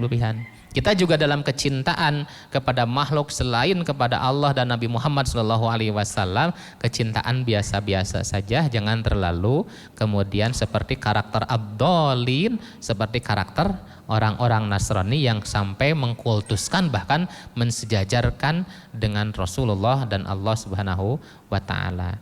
Nah hadirin ikhwatul iman rahimakumullah, itu selintas penjelasan tentang surat Al-Fatihah. Karena sudah hafal jadi tidak ada liqo, tidak ada halaqo gitu ya.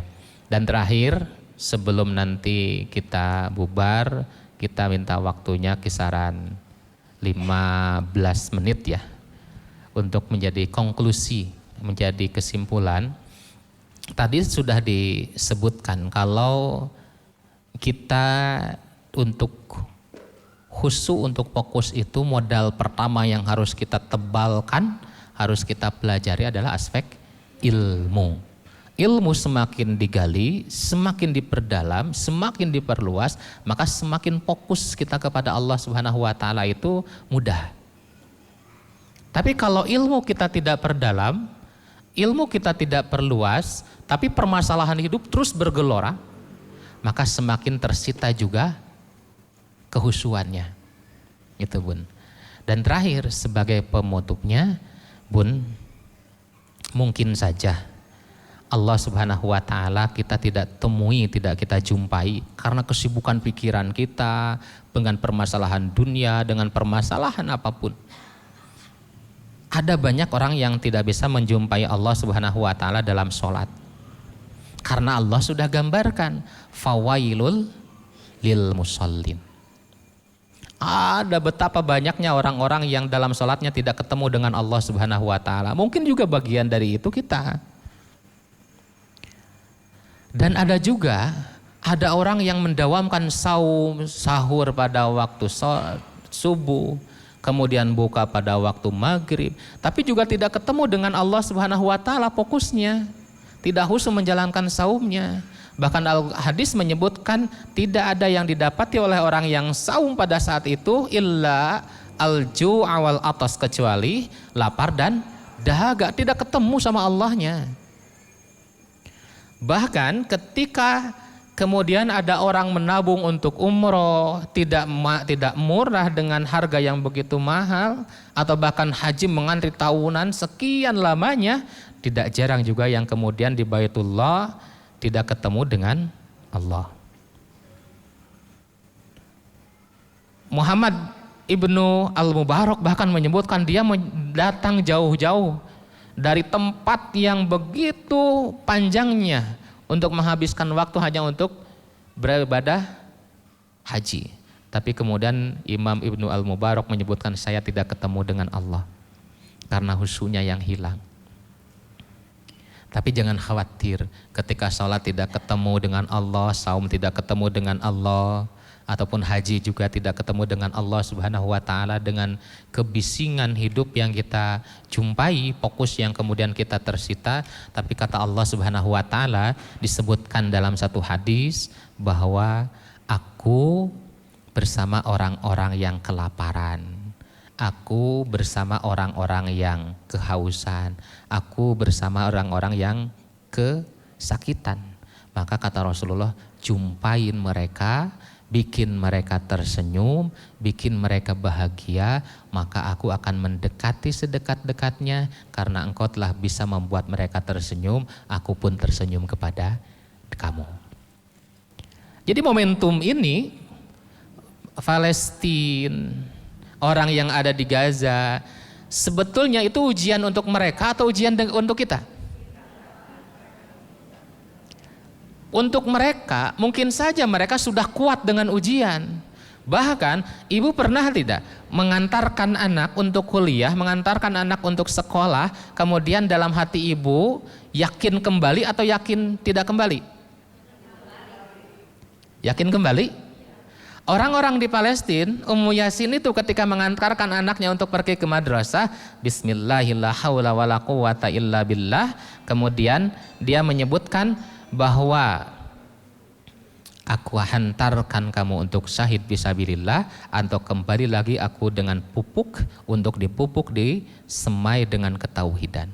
Jadi orang-orang Palestina itu ketika terjadi korban atau berangkat untuk ke madrasahnya, hatinya itu sudah melepaskan ikhlas karena akan berakhir dengan kesyahidan. Gitu. Makanya lihat fenomena-fenomena bukan karena dia menangis kehilangan nyawa. Terkadang anak yang 14 tahun, sisa 3, yang diingat yang mana? Gugur 11, sisa 3, yang diingat yang mana?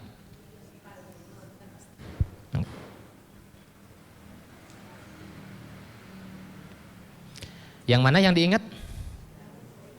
Yang tidak ada?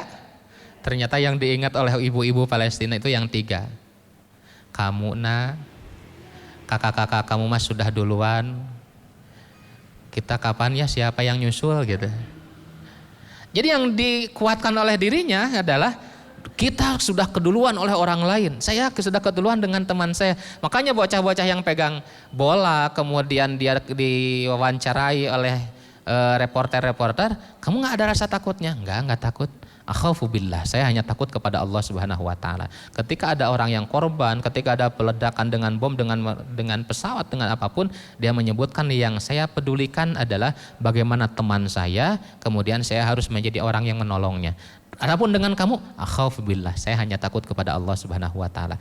Jadi ini sebetulnya Yang diuji itu bukan orang Palestina. Orang Palestina itu sudah biasa dengan diembargo, tidak boleh ada masuk barang yang membantu dari pintu Libanon ataupun dari pintu Mesir, itu tidak ada yang membantu, diblokade. Mereka sudah siap dengan apapun kondisinya, tapi masalahnya kita yang sedang diuji oleh Allah Subhanahu wa taala. Makanya hadis Rasulullah Shallallahu alaihi wasallam menyebutkan, man lam yahtamma bi amril muslimi falaisa minhum. Siapapun yang tidak memiliki kepedulian kepada kaum yang tertindas, yang terzolimi, bukan di antara bagian umat Nabi Muhammad Shallallahu alaihi wasallam. Kalau bukan umat Nabi Muhammad, umat siapa? Maka dekati ketika ada orang yang sedang menderita. Maka khatibillah rahimakumullah, mudah-mudahan sekuat apapun kita, bukan kuat untuk bisa mengantarkan anak kita sukses dunia, tapi siap untuk memberangkatkan kepada jalan Allah Subhanahu wa taala, bermanfaat bagi dalam kehidupan. Nah, ini ada oleh-oleh, diantaranya adalah teman ikhwan kita semua yang berada di sana. Mudah-mudahan bisa menumbuhkan rasa dan menghadirkan Allah Subhanahu wa taala dalam setiap tindak tanduk kita semua.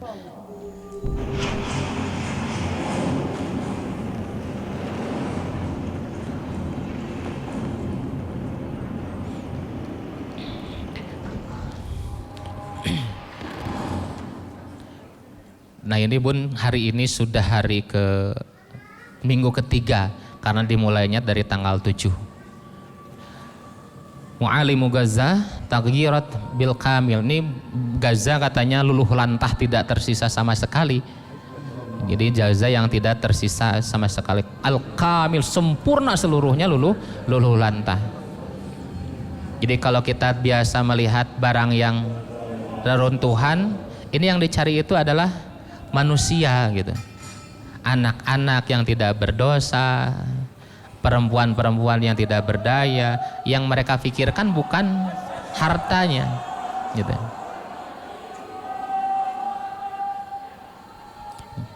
Nah, Bin,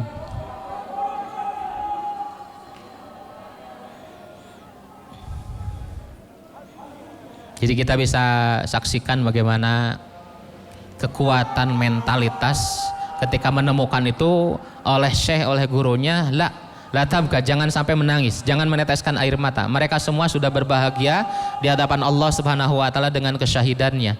Apalagi anak-anak yang tidak bisa sama sekali menghadirkan kehidupannya di kemudian hari, ada kehidupan yang lebih nyata di alam Allah Subhanahu wa taala dengan kebanggaannya. Nah, ini Bun, kalau kita ingat anak cucu kita bermain dengan kecukupan, dengan materi, sesekali apa yang mereka dapati itu bisa berbagi dengan teman-teman kita semua yang ada di Palestina ataupun di belahan bumi manapun.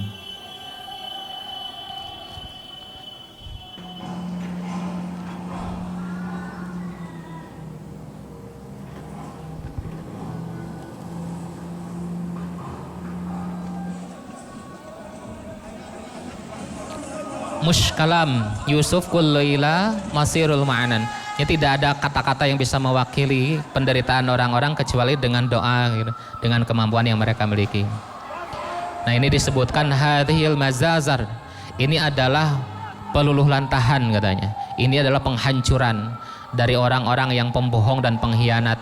Ini bisa terjadi kullu daqiqatan, bisa terjadi setiap detik.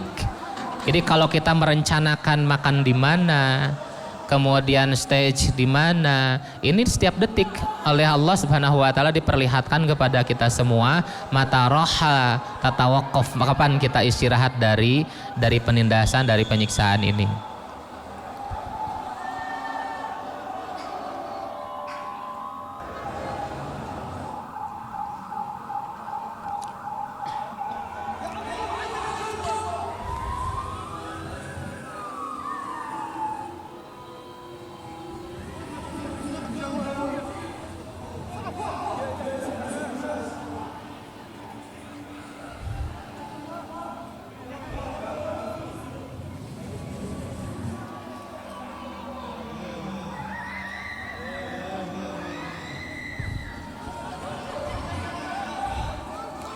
Jadi sampai detik ini tidak kurang ya, karena dunia juga kemudian menyebutkan sebagai pembantaian, sebagai genocide.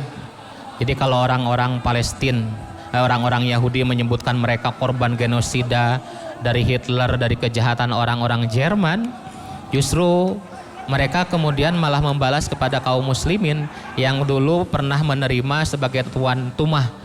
Jadi tuan rumah menerima mereka dari pengusiran bangsa-bangsa Eropa.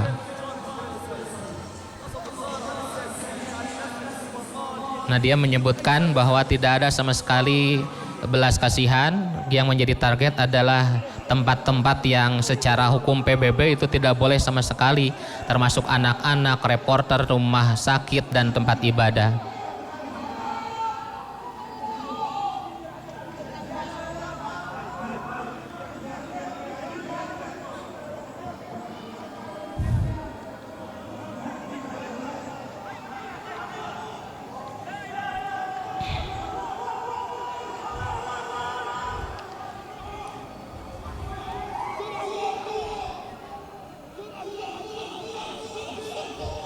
Ya, mengarahkan untuk cepat-cepat ditangani, meskipun nanti pada akhirnya di rumah sakit itu Bun, di rumah sakit itu tidak ada sama sekali alat medis yang memadai.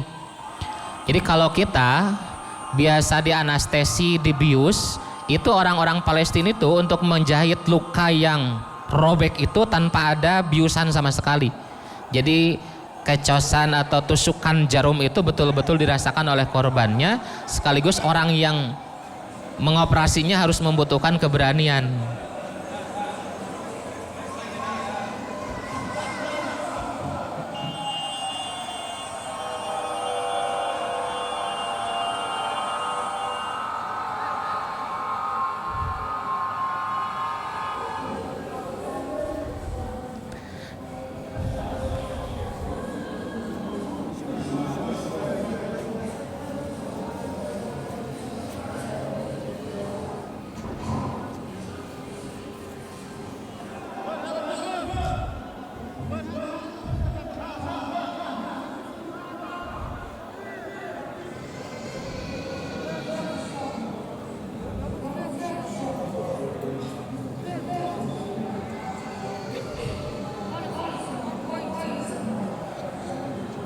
Orang yang sudah sekian terparahnya masih mengucapkan anak Quraisy, saya baik-baik saja, saya baik-baik saja. Dia karakter orang Palestina itu selalu mengucapkan baik dalam kondisi terpuruk, karena yang dia pikirkan itu bukan saya, tapi ada nggak kaum muslimin, saudaranya, temannya yang lebih parah dari dia. Anak Quraisy, insya Allah. Ini sama halnya dengan sahabat Rasulullah Shallallahu Alaihi Wasallam. Ketika kemudian ada yang menyodorkan bantuan, ente haus? Tidak, saya haus. Ada orang lain yang lebih haus. Ada orang lain yang lebih haus. Kemudian pada akhirnya semuanya syahid di jalan Allah Subhanahu Wa Taala. Kebayang Bun, masing-masing umurnya 6-7 tahun tapi saling memotivasi, hasbiyallah wa ni'mal wakil, hasbiyallah wa ni'mal wakil. Dan itu dikatakan oleh orang-orang yang sama korban, dan orang-orang yang sama sekali tidak punya harapan besok tinggal sama siapa, besok masih makan atau tidak gitu.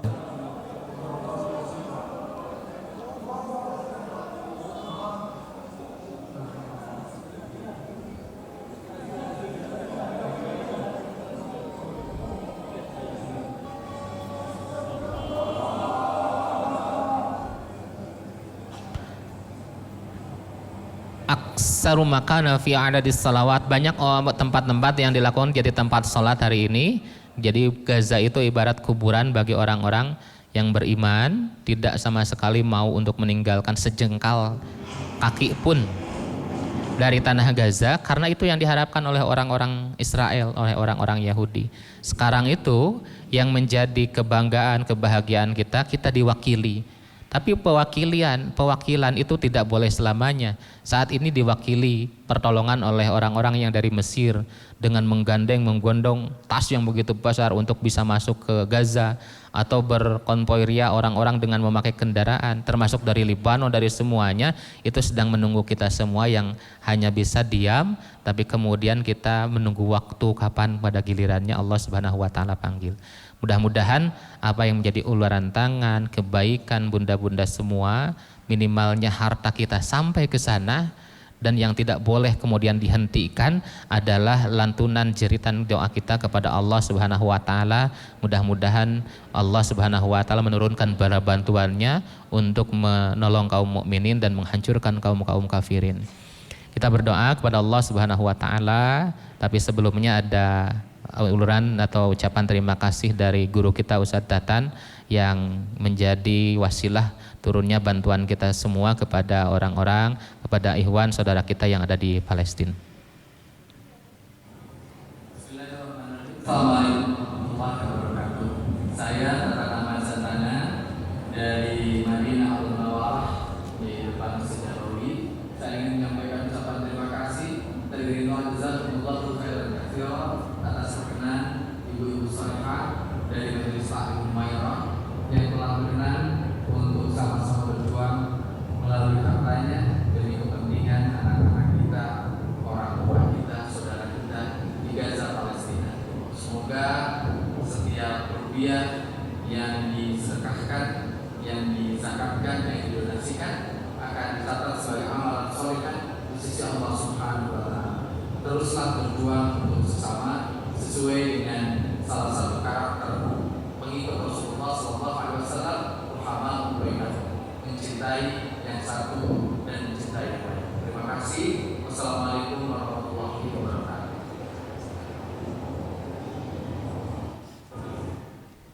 Ya, itu mungkin pun kita sudah taklim untuk menguatkan sholat kita. Mudah-mudahan kita bisa mudah menjumpai dan bercengkrama dengan Allah dengan lantunan baca sebagai kita menghubungkan hati dengan Rabb yang menciptakannya. Kita juga sudah diperlihatkan oleh Allah Subhanahu wa taala dengan orang-orang yang membutuhkan uluran tangan kita. Semua pelengkap ilmu ibadah kita kepada Allah akan menjadi pembuktiannya pada akhirnya adalah dengan khairun nas, dengan baik juga dengan hamba dan makhluk Allah Subhanahu wa taala. Demikian ta'lim ini kita akhiri dengan doa Rabbana atina fid dunya hasanah wa fil akhirati hasanah wa qina adzabannar. Aqulu qouli hadza wa astaghfirullah li wa lakum. Assalamualaikum warahmatullahi wabarakatuh. Waalaikumsalam warahmatullahi wabarakatuh. Alhamdulillah, jazakallah khairan kasiran Ustadz atas ilmunya hari ini yang Masya Allah dari surat Al-Fatihah kita bisa menggali lebih dalam bagaimana makna sebenarnya yang terkandung dalam Al-Fatihah. Semoga kita semua bisa memperbaiki bacaan-bacaan kita terutama Al-Fatihah ya Bunda, karena bacaan itulah surat Al-Fatihah lah yang setiap hari kita pakai untuk melakukan ibadah sholat. Amin. Baik bunda-bunda, seperti yang tadi kita sudah simak tayangan mengenai saudara-saudara kita di Palestina, kami kembali menggalang dana untuk infak disalurkan lagi kembali ke Palestina. Kami ucapkan jazakumullah khairan katsiran atas infak yang bunda-bunda sampaikan. Semoga bantuan yang kita berikan menjadikan suatu ibadah, jadi rasa persaudaraan kita meningkat dengan membantu kita saudara-saudara kita di Palestina. Mudah-mudahan Allah mengganti apa yang bunda-bunda infakkan di jalan Allah. Amin. Bunda-bunda untuk pekan depan insya Allah akan ada kajian juga. Namun kita belum bisa memastikan Ustadz siapa yang akan mengisi karena qadarullah Umi Mimin berhalangan hadir karena sedang menjalankan ibadah umroh. Mungkin tetap saja minggu depan akan ada kajian ya Bun ya. Kita tunggu kembali kehadiran bunda-bunda di sini untuk bisa bertolabul ilmi bersama. Mungkin itu saja informasi hari ini. Saya pribadi mengucapkan terima kasih atas perhatiannya. Mohon maaf apabila ada salah atau kekurangan. Wabillahi taufiq wal hidayah. Wassalamualaikum warahmatullahi wabarakatuh. Kita tutup dengan hamdalah dan doa kafaratul majlis ya Bun. Alhamdulillahirabbil alamin. Subhanakallahumma wa bihamdika asyhadu alla ilaha illa anta astaghfiruka wa atubu ilaih. Wabillahi taufiq wal hidayah. Wassalamualaikum warahmatullahi wabarakatuh.